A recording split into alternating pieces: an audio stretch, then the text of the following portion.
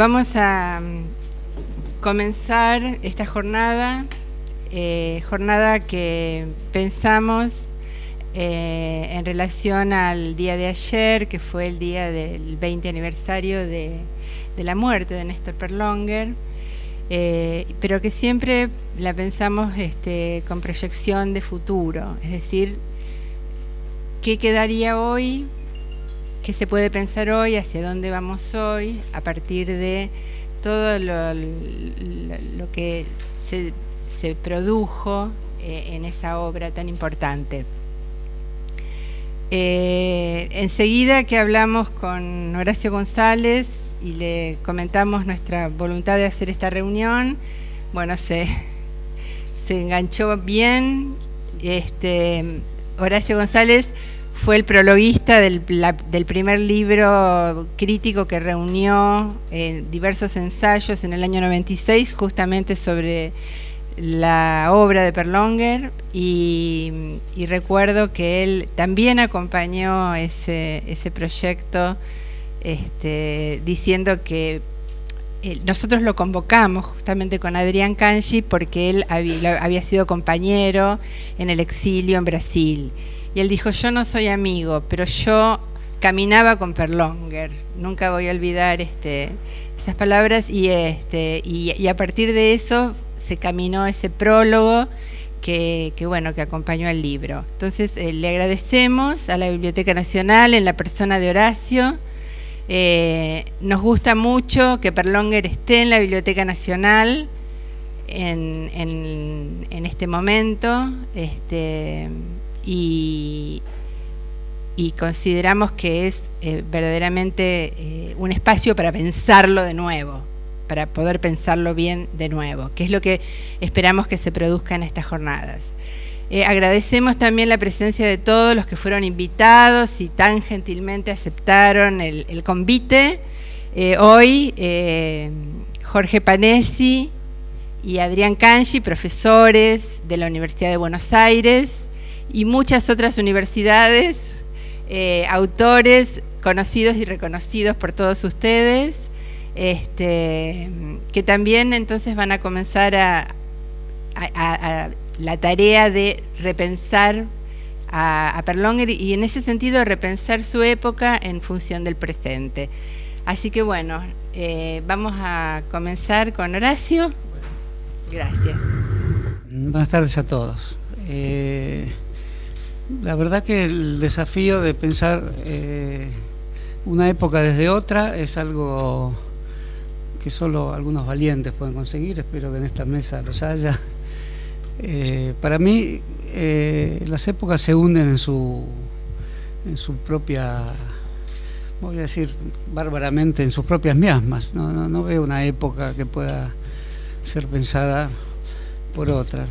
Pero lo digo ahora que le escuché a Paula decir esto, porque en realidad un buen historicista piensa una época desde el presente vivo que tiene a su disposición y puede tornarlo retrospectivo.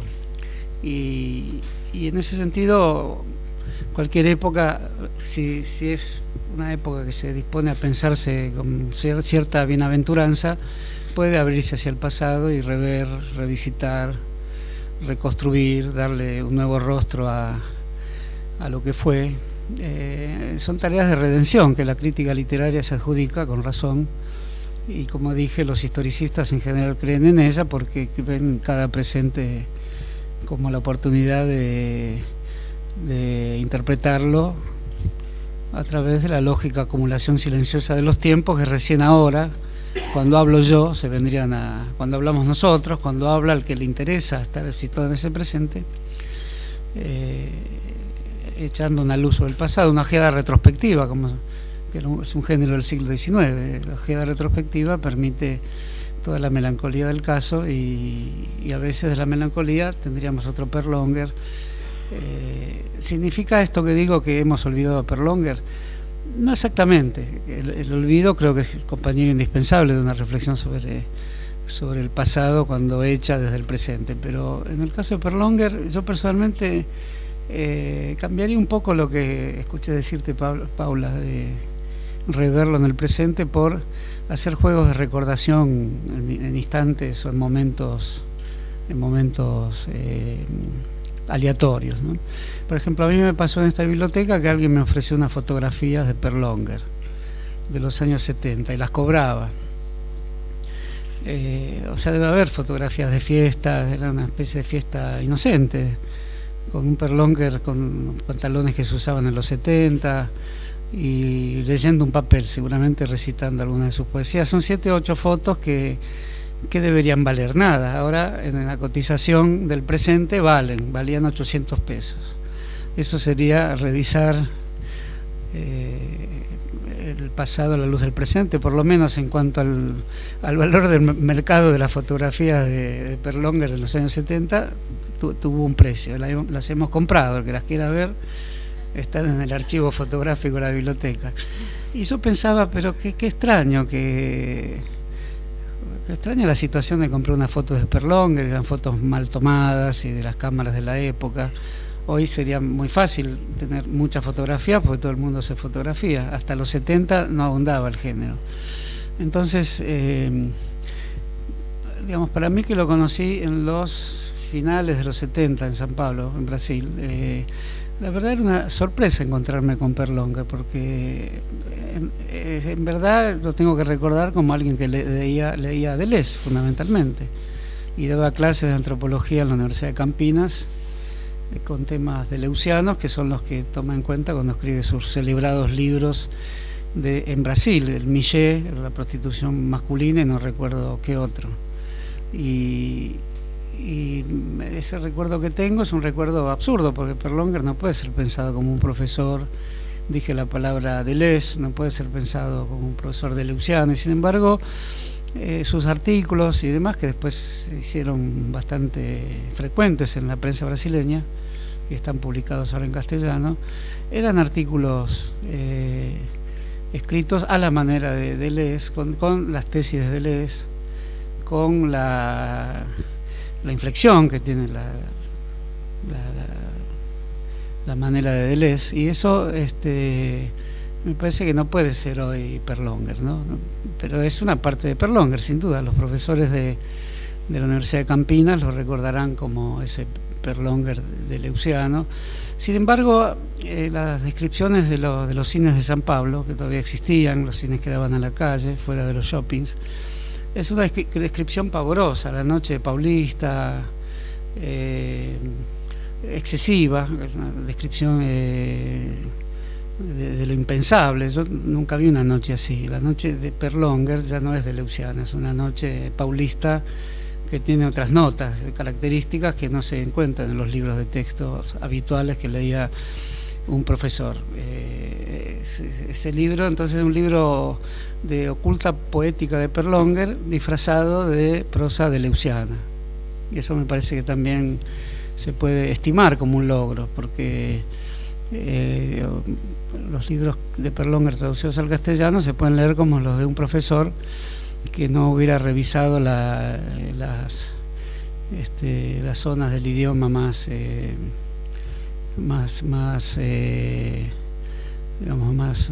ennegrecidas o más insensatas del idioma, ¿no? Y lo que hace con el idioma poético Perlonger es algo que no me resulta muy fácil de describir, porque todas las palabras enjolladas, como diría él, hay todas ornamentaciones que se deslizan hacia una zona indecible, y esa zona indecible es como él describe las escalinatas de los cines de San Pablo, que se transitaba resbalando de semen. Bueno, eso no puede ser en un cine, ¿no? ¿Cómo puede ser eso? Pero la poesía de Perlonger, ese tránsito, ese desliz, ese resbalón, esa caída en las palabras que él usaba, son todas palabras de una sensualidad muy fuerte, y una sensualidad alocada, y una sensualidad basada en el disparate de la lengua, ¿no? Entonces, cuando dice hule, por ejemplo, todas las palabras que utiliza, evidentemente hay que pensarlas como palabras que llevan a otro sentido que no puede ser dicho, no un doble sentido, porque sería un doble sentido primordial, donde surge la misma vida humana, digamos. Eso me parece que es Perlonger, ¿no? en Austria-Hungría, en Parque Lezama, en Aguas Aéreas, que creo que es el último libro de Perlonger, donde está su viaje a la zona del elixir. Bueno, el elixir en las poesías de Perlonger se puede entender como eso que vio en los cines nocturnos, en los cines de San Pablo, donde iban los solitarios, los desesperados, y se patinaban en las escaleras. Cita el caso del argentino Emilio Carilla, que se había exilado en Brasil, un poco anticipando la senda de Perlonger, lo invivible de la Argentina frente a la permisividad de las escaleras gelatinosas de los cines de San Pablo, ¿no? Entonces ahí saco la conclusión de lo que él intentó denominarse a sí mismo como las zonas llenas de barro de su idiomática, es decir, aquel idioma que salía del primer día de la creación, lleno de baba, de pringosidad, de seminalidad. En fin, eso es un logro poético de gran importancia, ¿no? No hay palabra en Perlonger que no tenga esa crisis profunda de llevarnos a la zona imposible de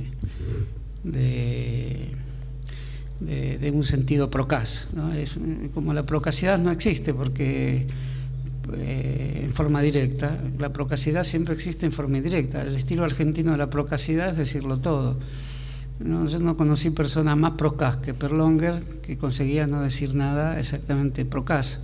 Parecía que el idioma tenía un giro excelso, llegaba a su sublimación o su sublimidad, ¿no? Y con un idioma sublime lo que hacía es decir las cosas más ligadas a lo espantoso de la existencia, pero también al goce profundo de buscar en el idioma la fábrica misma de los soez, ¿no? La fábrica de la materia más innoble, que le alegraba poder tocarla y entrar en contacto con ella. No sé cómo se puede llamar a esto, él prefirió decirle barroco a estas cosas, quizás sea cierto, pero en realidad lo que hace es convertir el idioma en una revisión perfecta de toda la escalera, como si fuese esa escalera del cine, que es lo que me acuerdo de su libro, donde las personas, las palabras se van deslizando grotescamente, digamos, de lo más sublime a lo más abyecto, pero eso abyecto de repente aparece como lo sublime y ahí estaría el elixir, ¿no?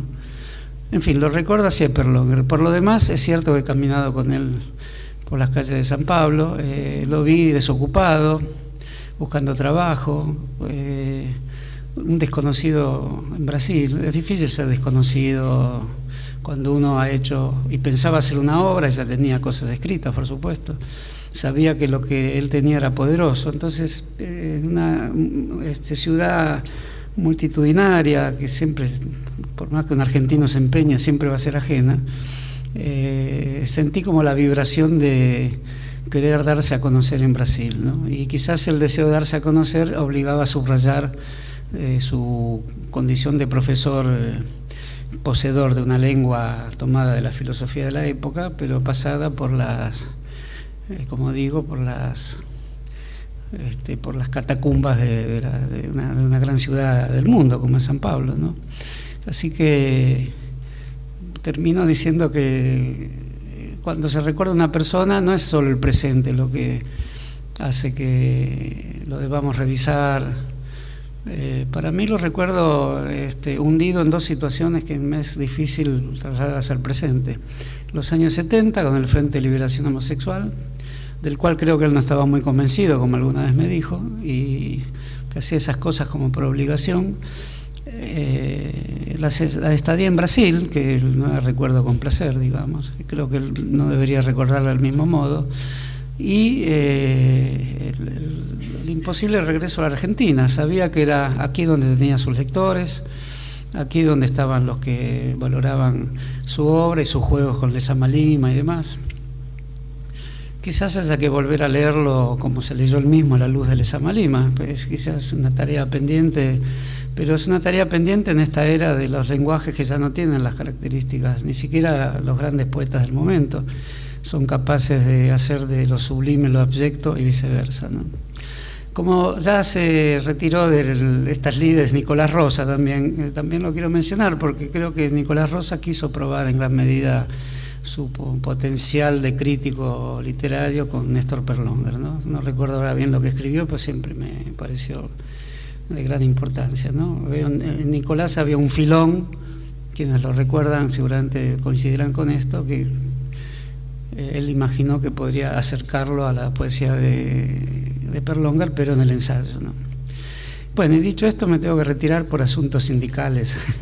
Espero que la pasen bien y no se aflijan por lo que dije. En realidad creo que el presente tiene toda clase de libertades, se puede reconstruir como sea, y creo que en los días que corren en la Argentina, recordar a Perlonguer significa imaginar que no se ha destruido la capacidad de lenguaje de las personas que les interesa la lengua, que creo que somos todos nosotros, ¿no? Bueno, muchas gracias. Bueno, les agradezco muy especialmente la invitación a las organizadoras y bueno, un placer de ver a muchos amigos que han hecho mucho por la obra de Néstor y que han escrito cosas fundamentales por ella. 20 años después, dice el enunciado, y eso es complejo, y simplemente intenté escribir fatigado por lo ya escrito y desconociendo un poco en cierta medida lo ya hecho. Es decir, nunca estuve demasiado conforme de lo escrito sobre Néstor por mí, ¿no? Y no por otros que me atrajeron sobremanera. Lo que voy a leer es un pequeño texto en homenaje a Néstor que dice: poder decir sin descifrar. Me gustaría poder decir sin descifrar, poder decir fue, una fuerza, pero además, y solo encuentro hogueras bien a fondo en el fondo. Habrá que extraviarse de la común creencia para escuchar la fuerza. Poder decir, fue, una fuerza, pero además. Aquí estoy, mi empresa, la imposible palabra. ¿Cómo decirlo? ¿Cómo aproximarse a lo que llama desde el umbral? Ha transcurrido ya una larga historia, bien a fondo en el fondo frente al vacío de la figura. Aunque, como fue dicho, ha puesto un techo sobre nuestras cabezas. Solo puedo repetir, fue una fuerza, pero además poder decir sin descifrar, como escribe el maestro, y es solo una piadosa estrategia de salida. El contenido y la historia molestan, aunque la trama igual sigue, sin la voz cortada, desalentada por aquello que se insinuara, mejor dicho, en el vacío de la figura. La trama igual sigue en el vacío de la figura. Nada explica la huella en lo que está a la vista, solo insiste la fuerza, pero además. Y la trama igual sigue, insiste y continúa, solo para seguir tramando. Oscar Wilde decía que Henry James escribía novelas como si fuera un penoso deber. Henry James decía que Oscar Wilde era un tonto engreído. Nunca estamos seguros de las razones de una querella, aunque intuimos que la pasión toca la cosa literaria. Creemos que las querellas revelan algo, tal vez un umbral por donde pasa la literatura, sobre todo si tensan el deber, digamos, intelectual, con el inexorable automatismo contagio de la escritura.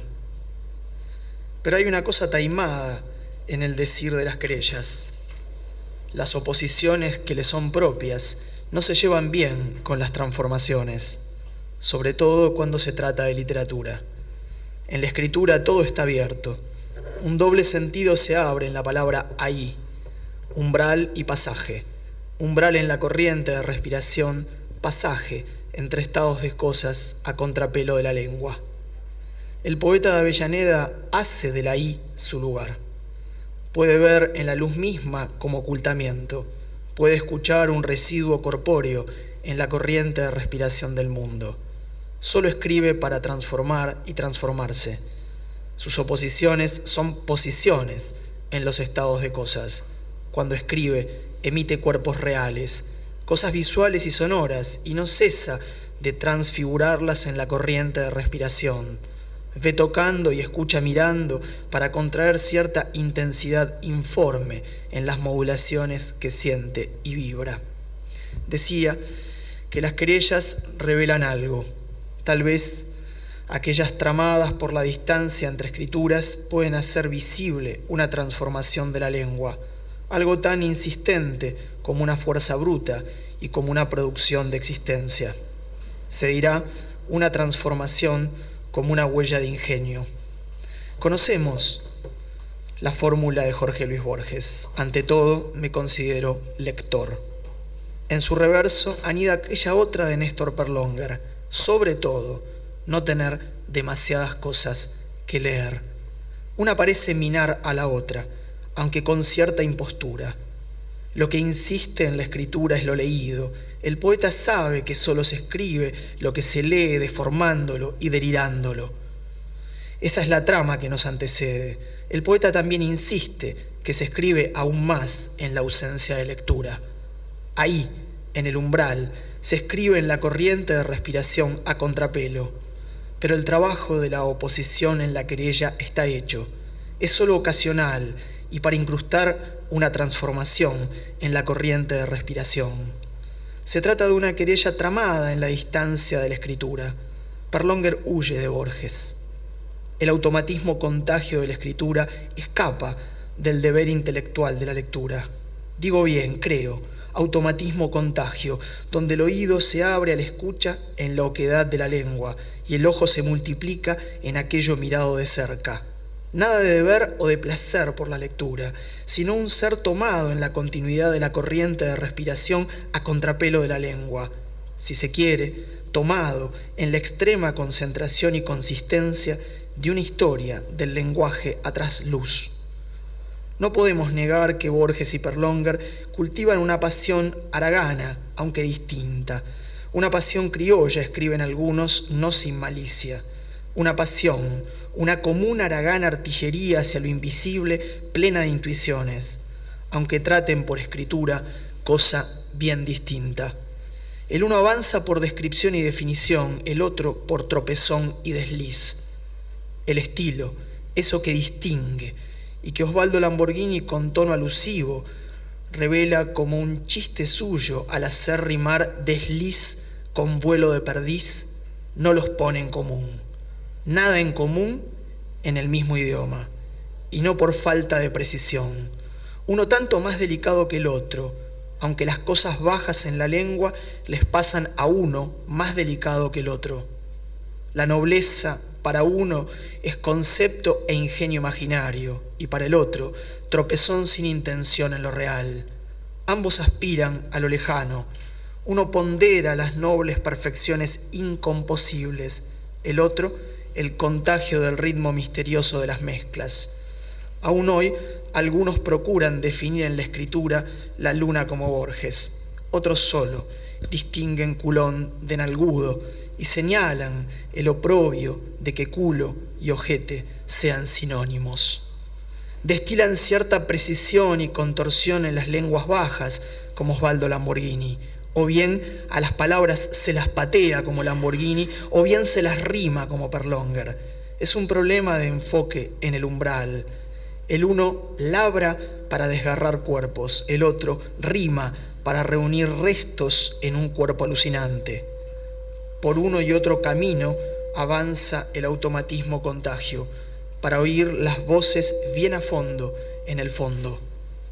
A esta jerigonza poética del automatismo contagio pertenece la escritura de Perlonguer, abierta entre cruzamientos de ecos, alusiones y voces en torbellino en la oquedad de la lengua.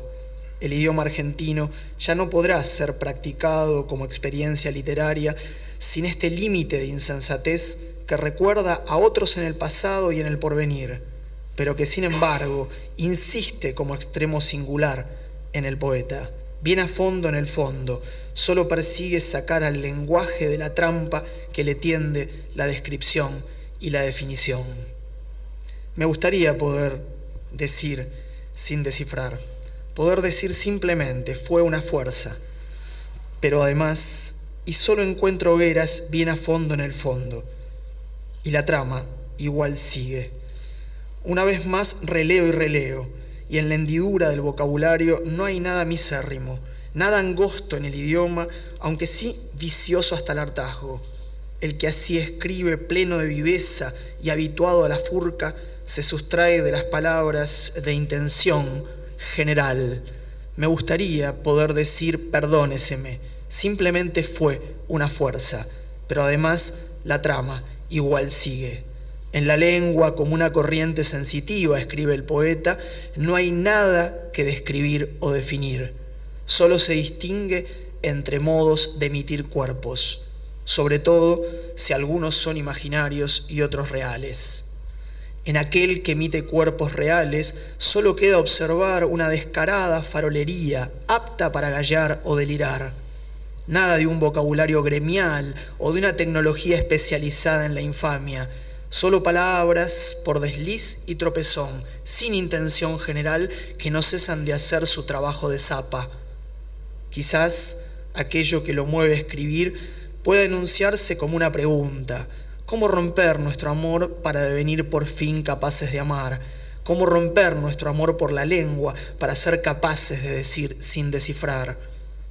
De aquella tajante oposición entre habla arrabalera y habla castiza, poco sacaremos para la literatura. Perlonger recorrió los huecos barrios obreros y llegó por el paredón hasta el final vital, sin rencor. Sabía que la unidad limita y que la variedad dilata, y eso no se aprende, se intuye con el cuerpo o no se sabe. Las diabluras de la lengua criolla, tramadas a cuerpo vivo, no tienen ni la medida del lunfardo ni la inmovilidad del castizo, sino una viciosa turbamulta entre lenguas o una borrosa verba, a veces cruel, incluso en la mayor claridad, que harán trastabillar en el tiempo cualquier literatura de descripción y de concepto.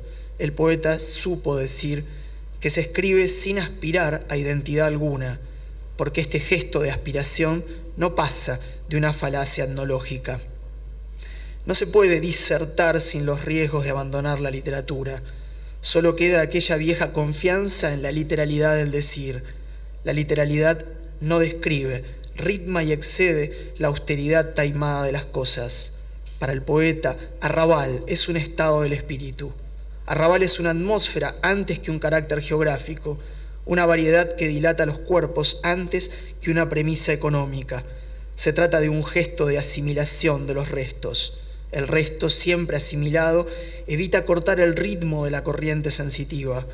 La fijeza de su mirada en el movimiento de los restos y mezclas parece su morada. Contrae y percibe el arrabal como el espíritu de las cosas. Contrae una amalgama de materias en la oscuridad de los huecos barrios. Percibe en la amalgama un relumbrón.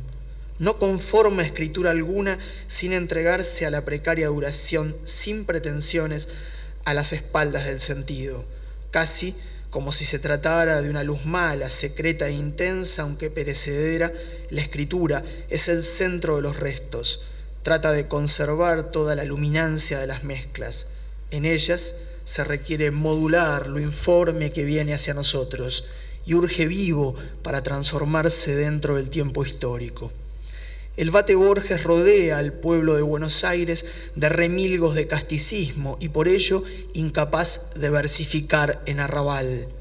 El espíritu del arrabal trasueña como simulador, el sermón hispánico como tierra de fantasmas. Sabemos que el que simula vence al fantasma. Es un problema de método, sobre todo de potencia. La gran literatura poética y filosófica serán la perfección y la promesa del idioma, el gran pasado mañana argentino, decía Borges. Conocemos su fórmula. El pueblo no precisa añadirse color local. El idioma argentino no necesita indigencia alguna, sino austeridad. También conocemos la fórmula de Perlonger. El pueblo está fundido en ciertas cosas del habla popular. El idioma argentino no necesita austeridad, sino intimidad sonora con el ritmo. La austeridad va hacia el concepto, el ritmo hacia los cuerpos que exceden cualquier moldeado. De cuerpo a diestra y siniestra se trata, cuerpo a cuerpo con el ritmo, a diestra y siniestra. Por doquier se trata, en el umbral del poema, de hacer un cuerpo. Cuerpos, cuerpos, todos son cuerpos. Cuerpos enmarañados en el éxtasis erótico de la humareda jabonosa, a la manera de enredaderas furiosamente incrustadas en el infierno vegetal de la selva húmeda, en el humo del humus apisonado por el apodrecerse perfumado de las hojas, extendiendo una alfombra de peluche por donde se desliza el silencio de sus patas, la onza manchada de rumbe, de su vientre viscoso la sierpe bicolor. Cuerpos, otras veces marinos, náufragos en la inmensidad envolvente de la ola, resecados en la playa desnuda, donde se atisba apenas el sesgar del albatros devenido rapaz, que vendrá a desgarrar pico en aguja los harapos todavía empapados. Cuerpos abandonados cruentamente en la ruinosa soledad de las oficinas, en los macizos archivos de hierro forjado, en la música metálica de las máquinas dicharacheras, a la sombra amenazante de la multitud que orina furiosamente contra el paisaje, y luego, al salir en pos del emparedado vespertino, el chillido de las gomas de las máquinas de fuego que en un desliz revientan las vísceras de la víctima. Oh, desdichados cuerpos, siempre pudriéndose, siempre derrumbándose, siembra inconstante de frágiles proyectos de piltrafa. Se trata, decía en el poema, de hacer un cuerpo, que no preexista la experiencia de la escritura, de hacer cuerpecitos y envolventes con atención a lo minúsculo que trama las superficies. La experiencia de la escritura poética es contacto entre lo orgánico y lo inhumano, entre el yo lírico y su afuera, entre violencia y anestesia. Ante todo, para el poeta de Avellaneda, el poema es purgación, purgación del odio y de la enfermedad para abrir una resonancia en la corriente viva del mundo. Si el universo es un animal enloquecido mordiéndose la cola, el poema es el vector de las transformaciones y de las transfiguraciones de la materia viva. Tarea que no prospera sin humor, como el arte de los resbalones, de los revuelcos y de las caídas.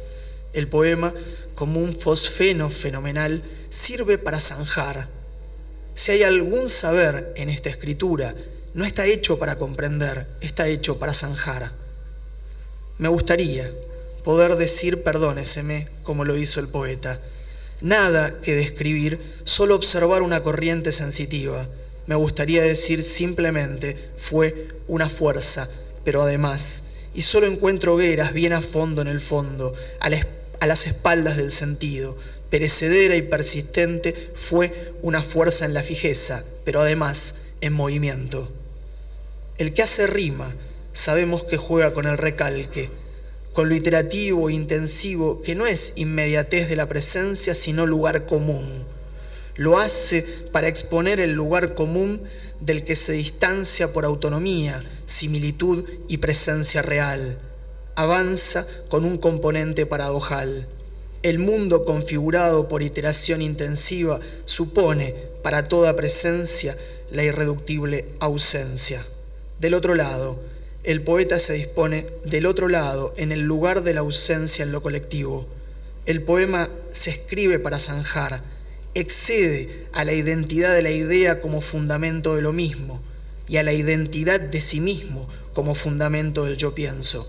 No encontraremos, por alusiva que parezca la escritura, otra cosa que cuerpos impensados, un pasaje por la materia en todas sus variaciones como un problema político que afecta a la materia en sí y a los enunciados en todas sus dimensiones. Política, para Perlonger, es hacer el movimiento de las cualidades liberadas en la lengua siempre al borde de la catástrofe. Barracas al sur es una locación precisa, barrio o trinchera, para hacer aparecer incontados cuerpos imprecisos para la telaraña de la costumbre en el plano del lenguaje. Nunca abandonó las frases políticas de su orientación en el mundo, ambas de Osvaldo Lamborghini. Jamás seremos bandoristas. Y paciencia, culo y terror nunca me faltaron. Las hizo propias en la trama política de su estilete. Siempre supo que en la escritura, como algunos otros intuyeron, la política es como un disparo de pistola en mitad de un concierto. Ni la evocación de Evita, ni del militante Nahuel Moreno dejan de reponer unas cualidades en la ausencia de unos cuerpos impensados que insistirán en un nuevo reparto político del mundo. Entre las siglas y la isla Nevsky, el poeta juega con la historia coloquial. Palacetes en la chapa torcida, tundras cálidas, tundas esparciendo al burgués, al poder, oso alucinar, estuario en la isla Nevsky. Caben siglas, más siglas, FRIP, Palabra Obrera, La Verdad, PRT, Perros de Troya. Vigilan el despojo a un costado. De despojos se trata, donde se abaten las protecciones ilusorias y se deshace la unidad del yo. Las cualidades liberadas dicen más en el decir sin descifrar que en las tramas transparentes del lenguaje. Solo se empeñan por disociar y destruir en la violencia instintiva aquello inmóvil en lo común. Se trata en la historia de la lengua de borrar veneraciones y de cortar raíces a cuchillo. Lo que vuelve se transforma. Las veneraciones lo hacen en parodia, la continuidad lo hace en disociación, las injusticias lo hacen en destrucción del sujeto de conocimiento. Se trata de la justicia de la intuición del cuerpo frente a la injusticia propia de la voluntad de saber y sus miserias. Quería poder decir sin descifrar. Poder decir fue una fuerza en la fijeza, pero además en movimiento, a las espaldas del sentido, perecedera y persistente, una fuerza que no está hecha para comprender, sino para zanjar. Quería poder decir sin descifrar, la escritura solo vale por su proximidad con el desastre. No hay relumbrón sin apodrecerse. Gracias. Yo le he puesto un título a mi ponencia. Se llama Cosa de locas, las lenguas de Néstor Perlonger. A veces la lengua se vuelve loca, o al menos eso creía Derrida, salvo que la locura de esa loca esté siempre allí como un agente que actuará tarde o temprano en el momento menos pensado y también y sobre todo en todos los momentos. La regularidad de los versos, su recursividad regulada, parece lo contrario de la locura, pero justamente los esquemas de la razón esconden monstruos. Cuando una lengua se vuelve loca, deja salir a los monstruos, los desata, los desvela. Cuando una lengua se vuelve loca, son las locuras del mundo las que combaten con ella. Cuando una lengua se vuelve loca, pueden acudir todos los artificios barrocos y con ellos el chillido de las locas que están siempre al borde de parodiar su propia monstruosidad. Una vez interrogué a Néstor Perlonger acerca de un diferendo, una polémica intelectual de la que había participado, y me respondió: no hagas caso, es cosa de locas. Obedezco, pero creo que hay una encrucijada, un nudo en esa expresión cosa de locas. Él supo hacer una política no solo con lo suburbano, lo minoritario y lo lumpen, sino que le dio una dimensión poética a la lengua de las locas. Perlonger: hacer con toda deliberación que la lengua enloquezca, pero hacer también que la poesía definitivamente hable la lengua de las locas, que es muy otra cosa que la consabida identidad nómade del género o esas serias manifestaciones programáticas que pueblan y etiquetan la jerga crítica con la que se aborda a Perlonger desde hace 20 años. No estoy juzgando la eficacia del profuso discurso que ha recibido su obra, sino la relación que la crítica misma mantiene con esa lengua que, con una porosidad inaudita para la poesía argentina, da un golpe inesperado en el rumbo de su historia. lengua de las locas nunca pudieron hablar así en la poesía, y los intentos anteriores en toda Latinoamérica se convierten en recatados gestos pudibundos y culposos que solo ensalzan la moral establecida, la trampa cuyo mecanismo se padece. No es solamente que Lezama, Góngora o el modernismo rubeniano posibilitaran, como de hecho lo hacen, el enloquecimiento de la poesía de Perlonger, sino que Austria-Hungría o Alambres permiten avisorar o paladear lo que de locas tenían los amaneramientos de esos discursos anteriores. Cuando una lengua cambia, no es solo la lengua la que cambia, son la historia misma y el entrecruzamiento de sus procesos los que están siempre enloqueciendo. Sería pueril desear que la crítica literaria o los que se dedican a hurgar y establecer los cuadros o los mapas con los que se ha de pensar históricamente la poesía argentina mimetizaran la lengua de su objeto, y sin embargo, algo de la objetividad académica debe de haber cambiado, si bien no en la materialidad misma con la que se escribe, al menos en la panoplia conceptual a la que esa lengua estudiada da lugar, o al combate de posiciones y de lenguajes heteróclitos que asomaban entre los versos de la tradición barroca. Sí, como creo, la irrupción de Perlonger produce una serie de efectos inesperados en la poesía argentina, más allá de las etiquetas barroco, neobarroso, que los grupos poéticos necesitan para hablar de sí mismos y para establecer sus poéticas, es lógico pensar que también esa poesía, entre sus alcances, haya producido algo que repercutió en la lengua de la crítica. Hace ahora bastante tiempo, Martín Cohen, en un congreso, reprochaba a los críticos de entonces, supongo que yo estaba incluido, que nos hubiésemos mimetizado con la lengua de Perlonger, esto es, el no haber guardado la debida distancia con la poesía que abordábamos y que hubiésemos embarrado nuestra lengua con el limo de esos versos tan idiosincrásicos.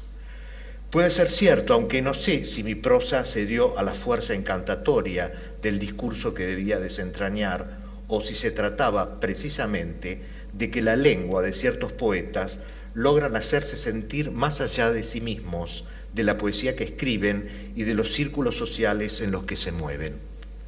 Son cimbronazos efectuados con la lengua. El modernismo y la lengua de Rubén Darío, además de ser capítulos en las historias de la literatura, en su contexto de origen tuvieron el efecto de cimbronazos. Cambiaron la sensibilidad con que los lectores se acercaban a la poesía, pero además provocaron una alteración quizá menos perceptible, aunque de todos modos rastreable, en el discurso crítico. De hecho, el objeto de la crítica obliga al discurso que se ocupa de él, lo obliga al juicio, que no es otra cosa que una cierta distancia empática o de lejanía, históricamente variable y determinable.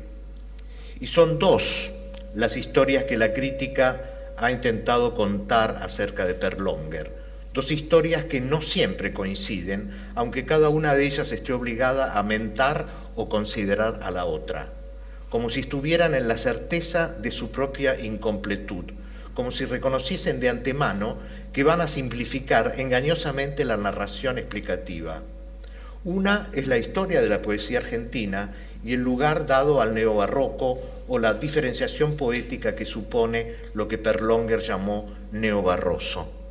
Aquí la faceta de agitador político no se olvida, pero tiene escaso relieve en un relato por momentos demasiado cerrado sobre sí mismo y sobre los menudos avatares, algunos excesivamente narcisistas, con los cuales los protagonistas de la poesía argentina sazonan su propia historia.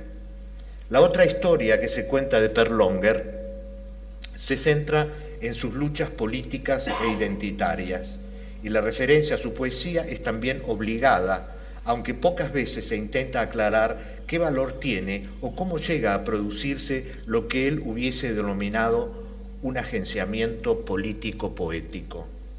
Advierto que no me gusta la palabra militante, que suele usarse para estos casos y que le sienta menos que a ninguno. Prefiero la expresión que usan Baigorria y Ferrer en su prólogo a Prosa plebeya, agent provocateur, porque como provocador lo que logra poner de relieve es la jerarquización policíaco-militar de las facciones políticas y de la militancia.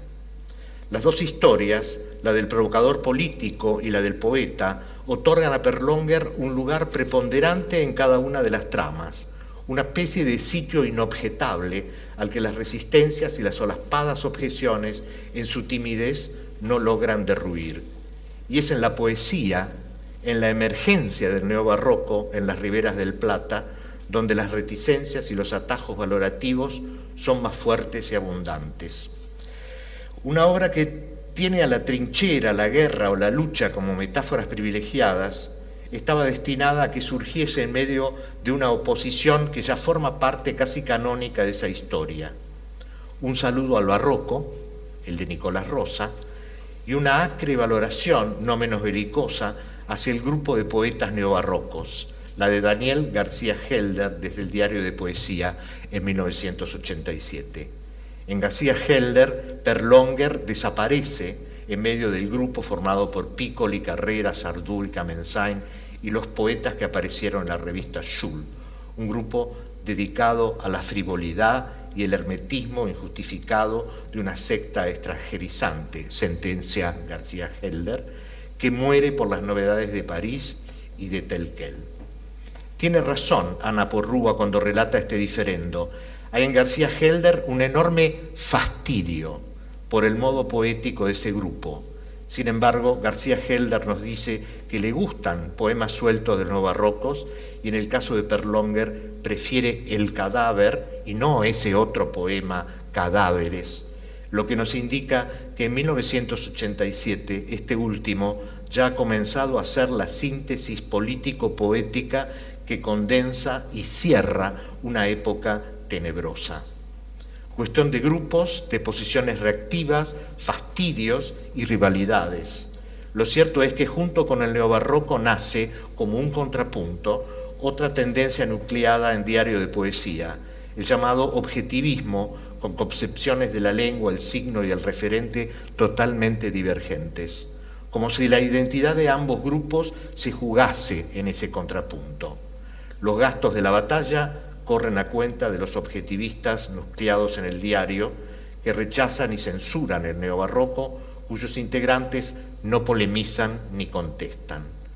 Sintetizando los años de la dictadura militar en 1993, Daniel Freidenberg, otro integrante de Diario de Poesía, también celebra la importancia del poema Cadáveres de Perlonger, pero cree en una conspiración entre neobarrocos, críticos universitarios y periodistas que denomina, cito, fenómeno periodístico-cultural del neobarroco, un aparato de teóricos, críticos y periodistas de algunos medios culturales, fin de la cita. Está claro que los gestos interpretados como tendencia a la hegemonía, es el sentido de la conspiración que ve Freidenberg, tiende a aplanar y poner en segundo plano la diversidad de las voces y las tendencias poéticas. Se trata entonces de que el neobarroco no ocupe toda la escena y de dar en el hilo histórico mayor visibilidad a otros grupos, en particular a quienes paradójicamente, como los objetivistas, rechazan por superficiales e inútilmente herméticos a sus rivales que con este hostigamiento adquieren una unidad identificatoria y un reconocimiento polémico a regañadientes. Mucho más tarde, ya en la primera década del siglo XXI, la convivencia, incluso dentro de Diario de Poesía, muestra que unos y otros se sienten parte de una historia en la que son partícipes opuestos y dialécticos, se impugnan constitutivamente porque ambos se constituyen en la impugnación. Reeditan inesperadamente a Florida y Boedo, salvo que ahora son dos facciones que habitan el mismo barrio. Esto se desprende de la historización interesada que realiza en el año 2006 Martín Prieto, atento al calambur con el que siempre juega la historia. Luego de Onganía se esperaba una poesía que descendiera de Hellman, el coloquialismo y la poesía de los 60, pero en cambio apareció un grupo que hacía base, dice Prieto, en la revista Literal. Lo que no quiere decir, afirma Prieto, que la política estuviera ausente, como lo prueba Cadáveres, de Néstor Perlonger. ¿Y por qué estaría ausente la política?, me pregunto yo. Prieto celebra que la biblioteca neobarroca sea, cito, eminentemente nacional y abierta al diálogo y a la confrontación con una biblioteca latinoamericana que históricamente la literatura argentina, después del modernismo, prefirió no mantener. Prieto empareja a neobarrocos y objetivistas en varios rasgos, entre ellos el rechazo a la poesía de Hellman y la coincidencia en revalorizar a otros poetas como Leónidas Lamborghini. Con el correr del tiempo, en la fábula de este relato, objetivistas y neobarrocos, según Prieto, tendrán enemigos comunes que habrán de impugnar una consagración que ambos grupos comparten en el reciente panteón del canon. Lo cierto es que Perlonger atraviesa indemne los fastidios y las reticencias de sus contemporáneos, y hacia fines de la década de los 90, poco menos que intocable, es uno de los referentes obligados de los jóvenes, según se desprende del relato de Edgardo Dobry ligado al diario de poesía. Cito: su gesto irreductiblemente provocativo, su lengua llena de escatología y erotismo crudo, su juego con el habla popular lo convierten en uno de los claros antecedentes de los objetivistas de los 90. Fin de la cita. Desde el lado neobarroco, el bucle se cierra con un gesto de hastío. El de Tamara Kamensain, que prefiere adosar a la cadena barroco, neobarroso, el de neoborroso. Porque el de Perlonger fue, cito, un intento por manchar de barro, pero sobre todo de barrio, un concepto que se empezaba a estereotipar, tornándose cada vez más funcional a la crítica. Y citando Cansancio, de Girondo, sintetiza: ahora tal vez yo me afiliaría a un movimiento que bien podría llamarse neoborroso. No menos complicados son los avatares con los que se narra la provocación de Perlonger en el campo de las reivindicaciones de homosexuales, lesbianas, travestis y transexuales. Aquí en esta trama Perlonger es tanto el precursor, el avanzado, como el que preanuncia las encrucijadas del porvenir y los desarrollos de la teoría queer. Tampoco esta historia se narra sin objeciones ni reticencias como las que formula Flavio Rapisardi cuando reseña la irrupción intransigente de Perlonger en un segundo tiempo del pionero Frente de Liberación Homosexual. Cito a Rapisardi: entre las integrantes de esta segunda ola, la personalidad y la capacidad arrolladora de Perlonger se impondrían hasta casi identificar al Frente de Liberación Homosexual con su persona. Y esto no es metáfora. Él solo, con su solo juicio, llegó a decidir la permanencia de compañeros, compañeras en las filas del movimiento. Sus posturas antijerárquicas muchas veces no lo incluían. Fin de la cita. Es en esta articulación entre políticas libertarias de los grupos minoritarios segregados y las políticas de la izquierda argentina donde se produce el efecto más radical e innovador que convierte a Perlonger en un vaticinio de las futuras estrategias de los movimientos de diversidad sexual y de género. Dice muy bien Javier Gasparri: Perlonger trabaja con la suma de saberes actuales de sus años, pero también contiene en potencia lo que vendrá. ¿Qué cualidad o don es el que otorga a Perlonger, poeta o provocador político, la capacidad de estar más allá del cerco de su presente?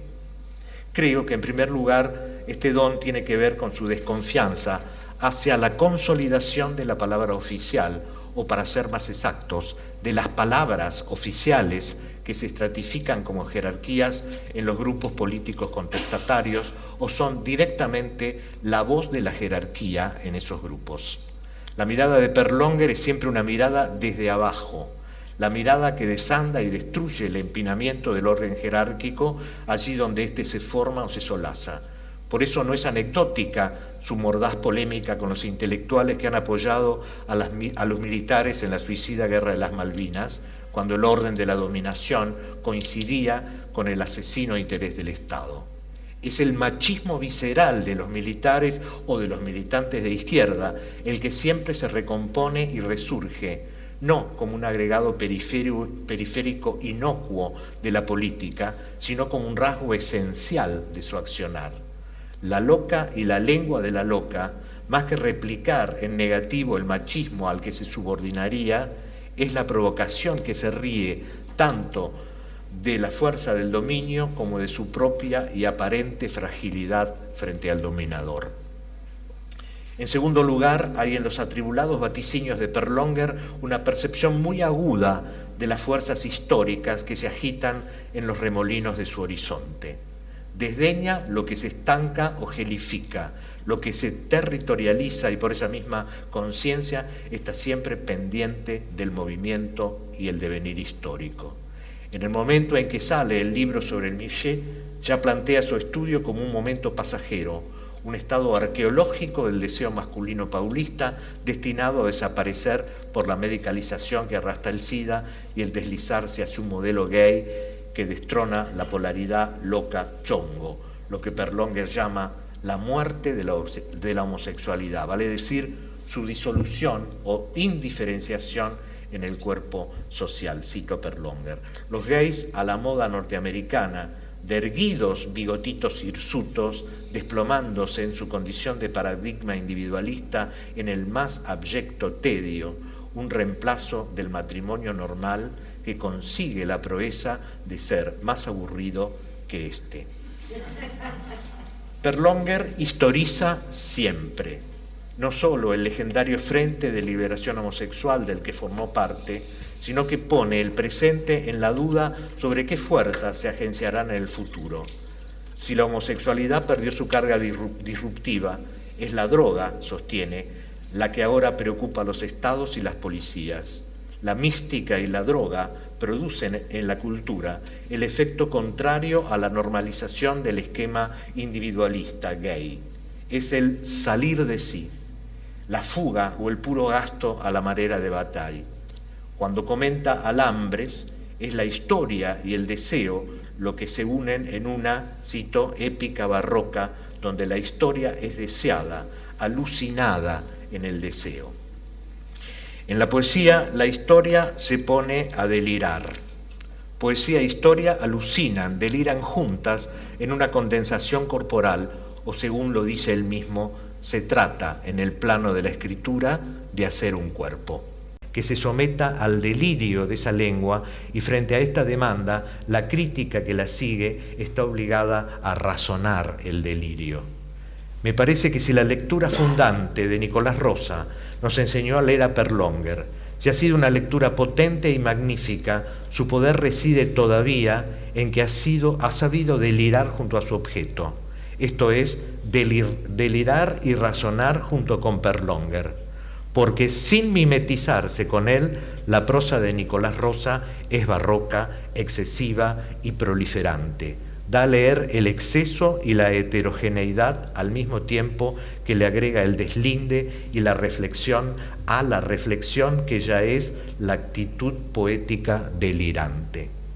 Para Rosa, Perlonger es ante todo, comillas, un artesano de la locura lingüística. Desde otra perspectiva, esta vía sintética, textual y cultural a la vez es la que coloca a Perlonger en tramas más vastas, más ligadas al desarrollo de esas mismas puntas culturales y lingüísticas que él comenzó a andar. Es lo que hace Cecilia Palmeiro en Desbunde y Felicidad, preocupada por seguir el trazo de Perlonger más allá de sus propios límites temporales, teóricos, textuales y de acción política. Palmeiro sabe leer en la dispersión hacia distintos ámbitos la persistencia de una huella que se desborda a sí misma, porque eso es lo que Perlonger entiende por delirio o locura, el salirse de sí como el sistema poético de Lezama Lima, que alucinando historia y literatura sustituye a la religión. Si hay un ímpetu religioso en Perlonger, es ese afán de desborde que purja por salirse de sí, por salir de sí y perderse en una incognoscible fusión. El barroco de Lezama, dice Perlonger, es una divinidad de una demencia incontenible. que tiene, comillas, cierta disposición al disparate y que apunta, otras comillas, al nódulo del sentido oficial de las cosas. Con lo que el delirio o la locura en su desarreglo atacan la jerarquía establecida de los órdenes culturales y sociales. Si hay una política que atraviesa toda la acción de Perlonger, esta es la de una actitud anárquica, la no sumisión por principio ni a las jerarquías, ni los discursos o las políticas oficiales. La proliferación barroca del sentido, la lateralidad manifiesta de los significados poéticos enloquecen deliberadamente mediante una profusión periférica que normalmente el discurso serio reprime y subsume en el establecimiento de jerarquías semánticas. Por eso, la microfísica del poder se corresponde en Perlonger con una microfísica de la acción lingüística.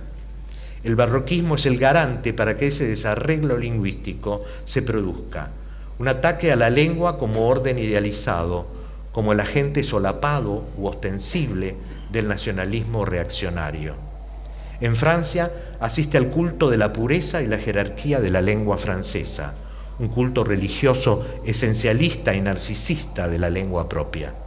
Cito: aquí en la Argentina a nadie se le ocurriría amar el español, decir como un elogio que alguien tiene un buen español. En Francia, el francés es lo máximo.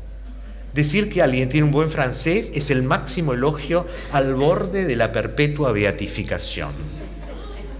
Es una lengua de élite, una lengua de poder, la lengua como instrumento de poder y de dominación. O para decirlo con Adrián Cangi, la literatura comienza cuando el poeta de insistencia produce una lengua contra la lengua, una escritura contra la escritura.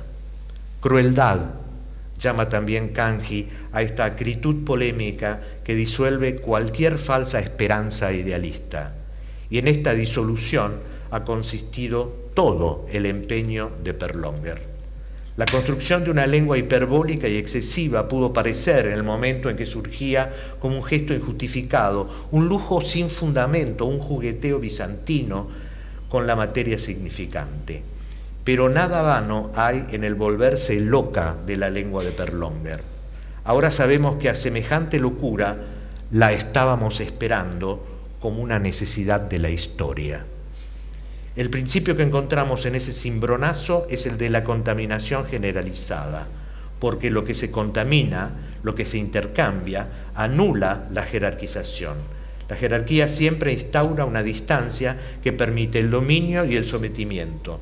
En cambio, el principio de contaminación lingüística, que es la acción de la lengua misma fuera de sus usos jerárquicos o de dominación, mezcla, perturba la clasificación establecida, afecta las polaridades y se afecta a sí misma en la contaminación. Y la lengua de Perlonger se deja afectar por este principio. El barroquismo no es patrimonio exclusivo de la poesía, avanza hacia el relato y el ensayo. Y toda la obra de Perlonger, la poética, la ensayística, la narrativa, la del investigador social, la del agitador, se halla afectada por la contaminación. No otra cosa es lo barroso del barroco. La lengua se enloquece o se emputece, como le gusta decir a Cecilia Palmeiro, y lo hace desde abajo. Contamina la idealización, el estereotipo, los flecos del mito político, como en Evita Vive, desde el registro popular, desde las hablas de los márgenes, las locas y los chongos, mezclados con el decir de la teoría o la filosofía de Deleuze-Guattari, que se avienen en la contaminación a ser un habla más entre las hablas, aunque, sin embargo, en Perlonger mantienen una adhesión explicativa llena de fervor teórico y emancipador. En 9 meses en París, Deleuze-Guattari son presentados por Perlonger como lo marginal de una cultura completamente cerrada sobre sí. Estoy citando a Perlonger. Unos feudos más cerrados que una concha. Y el Antiedipo como un texto inasimilable para la cultura francesa que es, comillas, objeto de una execración generalizada. Salvo que aquí tampoco Deleuze Guattari se salvan de la crueldad, pues nos advierte, comillas, en 1000 mesetas ellos juegan a la desterritorialización a la violeta. Para Perlonger, lo contrario del delirio es el mito. La acción política bordea lo mítico, lo usa, trabaja para alcanzar la máxima eficacia cuando su forma o su contenido se convierten en mito. En este sentido, los delirios de Perlonger son antimitos que se construyen con la misma sustancia que emplea la acción política, pero para destruirla desde adentro, con su propio mecanismo hipertrofiado, sexualizado, lumpenizado. El delirio es eficaz porque escapa, huye, no forma centro ni se estratifica, es difícil de asir y resiste los embates del silogismo. La lengua se ha vuelto loca para desestabilizar el mundo y dar vuelta a la historia, pero como figuras, las locas han coqueteado siempre con la autodestrucción y la muerte, han jugueteado con la risa de la calavera. Perlonger siempre lo ha sabido y lo ha dicho, lo ha repetido hacia el final en chorreo de las iluminaciones, en un poema que titula Gemido. Cito y termino. Reírse como locas, locas, locas, del tiempo de las otras locas, del dolor de las locas y del loco dolor de la locura. Al verlas marchitarse exasperadamente entre los vastos ademanes de la histeria, disminuyendo día a día la distancia que las separa de lo trágico y las acerca a lo ridículo, a lo kitsch, las locas desaparecen por cañerías de acero que no llevan a nada, o al sitial de las profanaciones de los zombies en la noche agrisada por sus centauros. Nada más, gracias.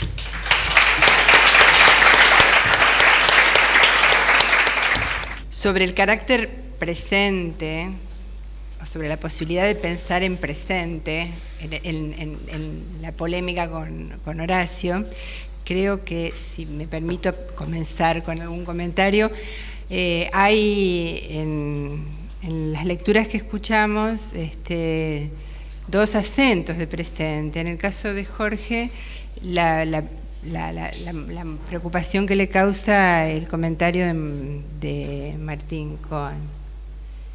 Y en el caso de Adrián, el malestar que le causa su propio pasado de escritura. Con lo cual, digamos que ya ahí tener que repensar en presente sería como localizar lo que en el pasado los ponía en contradicción con la propia lectura de Perlonger. No sé si me explico, ¿no? Es decir, son dos gestos del presente, de las lecturas del presente. Pero bueno, no sé si hay algún... Sí, bueno, sí, por supuesto, Cecilia. quiero agradecer la ponencia a ustedes, que me dejaron muda, básicamente. Qué suerte. Así todo, insisto. Me sobrepongo. Es una muda articulada. Quería pedirle a Adrián, que me interesó muchísimo esta idea de la contraposición con Lamborghini, ¿no? Mientras Lamborghini corta, destroza, desmembra, ¿no? Perlonger rejunta y arma un cuerpo imposible y alucinante.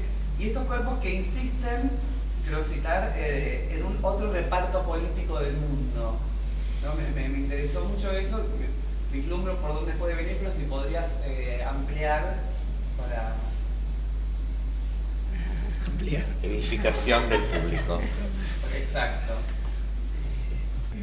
Bueno, no sabría si ampliar, pero todo el esfuerzo sobre el que se trama lo que pienso respecto de Néstor es fundamentalmente es que la estructura social ya ha hecho lo que Néstor dice o debería hacerse. Y en ese sentido creo que es una ganancia ya realizada, una fuerte potencia ya ejecutada. Y en ese sentido, en buena parte, en buena medida, ¿sí? Y al mismo tiempo, en buena medida también creo que hay una alerta que Néstor enuncia muy fuertemente en varios textos. Cuidado, que eso que ya se hizo va a ir hacia la identidad, el peor de los lugares. Por lo tanto, diría que aquello que se prometía en buena parte o en buena medida se ensanchó y se ejecutó, pero en el peor de los modos. Y en ese sentido lo que querría recordar es que la política de las cualidades que Néstor tramó en el poema y en el ensayo, y de acuerdo con Jorge, en que son inseparables en el modo de construcción, política de las cualidades, tiene que ver con poner en movimiento algo que nunca identifique. Es decir, de ningún modo hacia la identidad, en el mejor de los modos, porque la identidad va a ejecutarse de cualquier forma y a pesar de nosotros. Esa es la telaraña de la costumbre. Por lo tanto, de algún modo, la cualidad política que Néstor destilaba, en última instancia, fue ejecutada en el peor de los modos. Por lo tanto, en una sociedad que de alguna manera saca partido, si se quiere, y en buena medida, del ensanchamiento civil de las costumbres, pero en vías de un ensanchamiento hacia la identidad, Néstor no podría estar más que horrorizado. En ese punto, entonces, ¿dónde está el problema político? De eso que poner en movimiento las cualidades no implicaba fundamentalmente identificar, sino desidentificar. De alguna manera, eso es lo que me parece que hace a los cuerpos que el poema da nacimiento. Es decir, no son cuerpos de una identidad posible ya en el tramado de la escritura, sino que de alguna manera escapan de ese sitio. Y bien, que se escuche bien, eso para Néstor es política, que se escuche bien que esa no es una política en última instancia de las representaciones, porque esa igual va a ser ejecutada. Ahora bien, nadie diría de ningún modo que no festejamos el ensanchamiento de las costumbres. Y quería seguir en esa misma línea, me parece súper interesante el aporte de Jorge de la idea de mito versus delirio, ¿no? Y delirio como antídoto contra el mito, ¿no? Justamente lo que queremos hacer acá es lo contrario a mitologizar, ¿no? Queremos hacerlo delirar en todo caso, ¿no? O hacerlo delirar y decir lo que no dijo él, ¿no? O llevarlo hacia otro lenguaje crítico. Sí, claro, cuando escribía eso, obviamente pensaba en Evita Vive, ¿no? Aunque, cuento escandaloso para la política, ¿no? Para los políticos, ¿no? Como un mito, claramente un mito para todo el mundo, a través, digamos, de un relato, de la poesía, de un relato, no digo que se lo desmonta, se lleva a sus máximas consecuencias, se hiperboliza como un difuso sentimiento popular, ¿no? Entonces, pero me parece que también el delirio tiene porque, digamos, a veces el escándalo es muy bien asimilado, paradójicamente, ¿no? Se espera el escándalo, ¿no? Con todo, cuando me parece que es como una regla de la cultura popular. La cultura popular, entre otras cosas, se alimenta de historias de infamia, ¿no? Como bien lo había descubierto Borges. Entonces, por lo tanto, porque causa cierta sorpresa, finalmente, la aceptación de estos cuentos, de este cuento particularmente, este relato tan revulsivo.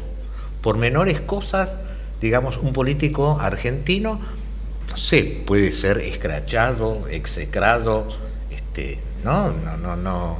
Sin embargo, funciona. Quiere decir que el delirio tiene también como una parte de aceptación, ¿no?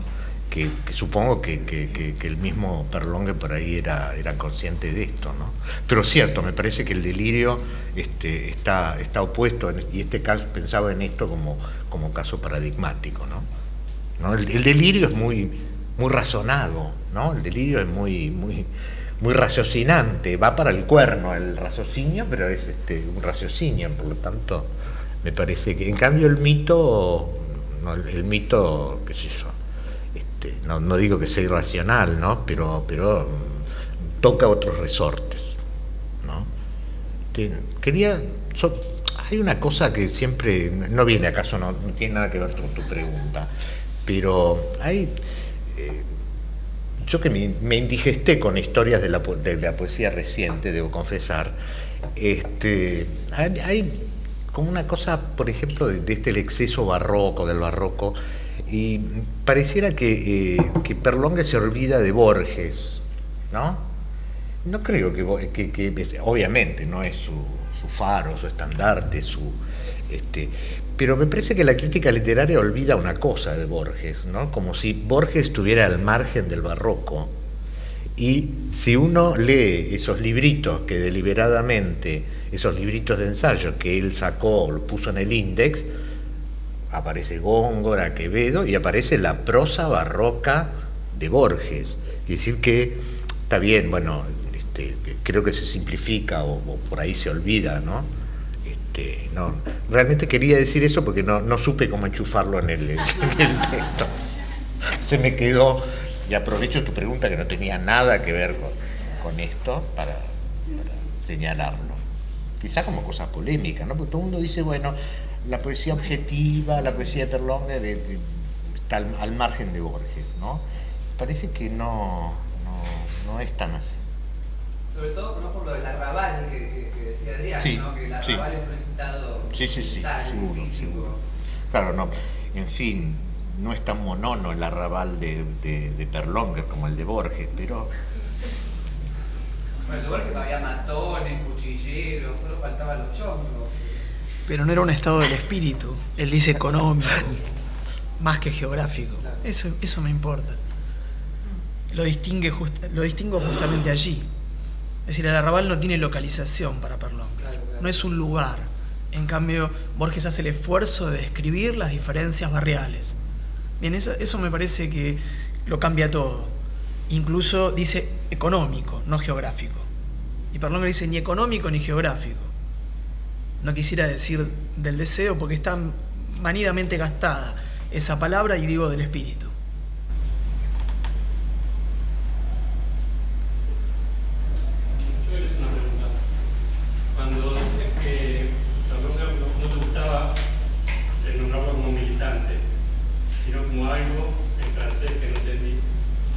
Provocador. Un provocador. Y esto nos responde a dos momentos distintos de Perlongue. ¿Cómo? Como poeta maldito un momento y otro momento como militante político. Digamos, pensaba un poco en la biografía de Perlonger, comillas, que pongo acá como militante, ¿no?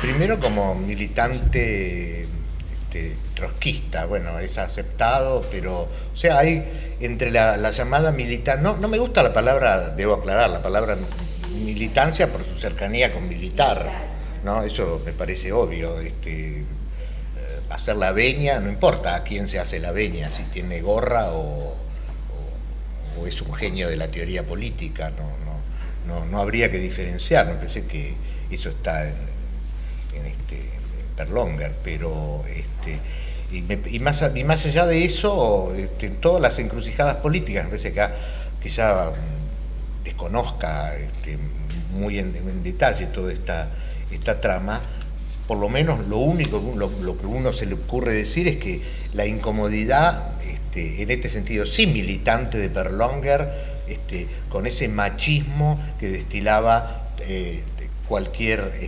agrupación de izquierda, ya sea del PC, del trotskismo, incluso, aunque con ciertos matices, los montoreros y sus cantitos, ¿no? Como obviamente. Entonces, ahí había algo que resistir, ¿no? Una especie de incomodidad, supongo yo, de Perlonger ante estos grupos. Esto es evidente, que en otros momentos o en otras circunstancias y en otras luchas diferentes, bueno, no importa si se milita, qué sé yo, a lo mejor la militancia es alegre, divertida, llena de cánticos y de apasionamientos, y esto está bien, qué sé yo, pero me parece que la militancia de Perlonger en esos momentos de la política argentina eran, por decirlo de alguna manera simpática, eran difíciles para él, ¿no? Para él y algunos que tenían conciencia de sus particularidades. Me acordé de un libro que leí ahora hace poco de una chica, Mariana Eva, creo que se llama El diario de una princesa montonera. Y ella dice que ella era militonta. Cambia la palabra militante por militonto. Que me parece que está bueno porque es como hacerse el tonto o no saber todo lo que hay que saber. Y eso es la provocación, ¿no? Eso me parece que de militante a provocador estaría el militonto, ¿no? Uh-huh. Sí, por cierto. El tema de la voz de las locas, eso me interesa mucho, no sé si pudiese explayar un poco. Porque él toma la voz de las locas y la pone en la literatura, o sea, la textualiza, ¿no? Y esa textualización de la voz de las locas, ¿cómo aparece, no? Aparece por todo, me parece por doquier, por todos lados. Me parece que aparece como jirones, y me parece que también aparece como lo que la voz de las locas son, es decir, como grititos, ¿no?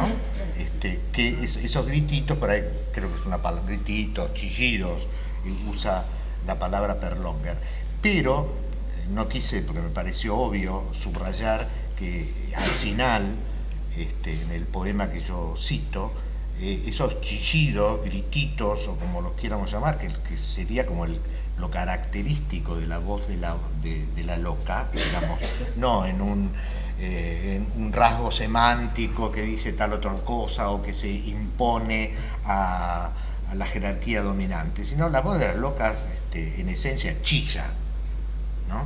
Ese chillido se convierte al final en gemido, ¿no? Hace todo un periplo que acompaña, me parece, toda la poesía de Perlonger. En este sentido, una experta como es en la poesía terminal, como es Tamara, entre otra cosa que no logré integrar acá, ¿no?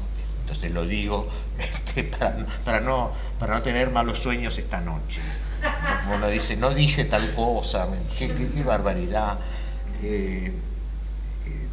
Yo hace 20 años, cuando escribía sobre Perlonger, insistía, me parece, en una visión un poco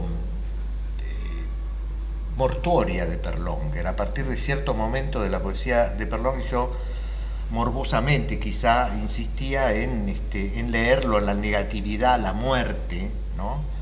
La prevención, hasta que leí un texto de Tamara, el Posfacio, me parece, en que me di cuenta que estaba totalmente equivocado, porque en el techo, ¿no? en una especie de cama sarcófago, ¿no?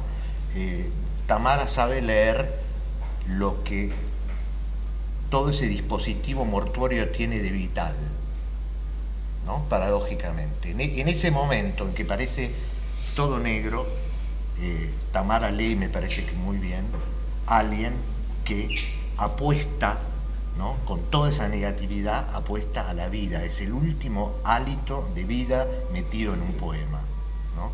Creo que me equivoqué fiero aquella vez. Pero la preocupación de Perlonger, por ejemplo, en sus ensayos, ¿no? Que había una revista de frente de educación homosexual, donde él tenía todo un vocabulario, había toda una preocupación por el vocabulario de las locas, digamos, ¿no? El vocabulario gay, de distintos sectores.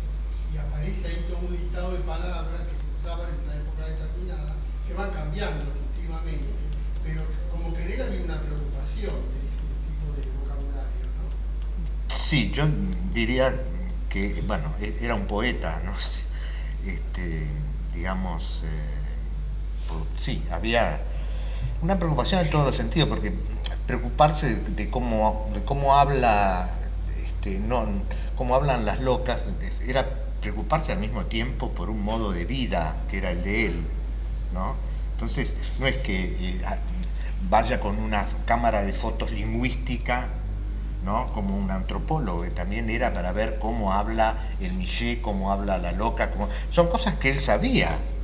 No necesitaba ninguna cámara ningún registro gramofónico para incorporar eso, ¿no? Me parece. Sí, pero los demás no lo sabían. ¿Cómo? Los demás no lo sabían. No, pero me parece que eso se nota, ¿no? Cuando un poeta usa un lenguaje que no es el suyo y lo usa un poeta, un narrador, qué sé yo, no importa, y usa ese lenguaje como si fuera, digamos, un muestrario, es diferente a que él hable ese lenguaje, ¿no? Me parece que la diferencia surge inmediatamente cuando uno lo lee. También me parece que había una estrategia de no usar una lengua culta, no de usar una lengua coloquial y trabajar, digamos, lo poético y la intensidad en esa lengua coloquial para que esa intensidad también pasara al lenguaje normal, ¿no? Que no quedara encerrado en los libros. Sí, pero también en la mezcolanza que es la lengua de Perlonger, ahí está los vocablos hipercultos, diría, ¿no? Que son como el rasgo del gongorismo o del barroco mismo, ¿no? Por lo tanto, no es que solamente la lengua de las locas del suburbio, sino las lenguas del suburbio más la lengua del barroco, más la lengua hiperhispanista, etcétera, etcétera, ¿no? Eso aparece mucho en las cartas, ¿no? Que las cartas son como poemas, él usa esa lengua completamente... O el gusto por usar el enclítico, biose, ¿no? Eso es deliberado, como un latiguillo hiperliterario, digamos, ¿no? Y lo usa no solamente en la poesía, sino que lo usa en los ensayos.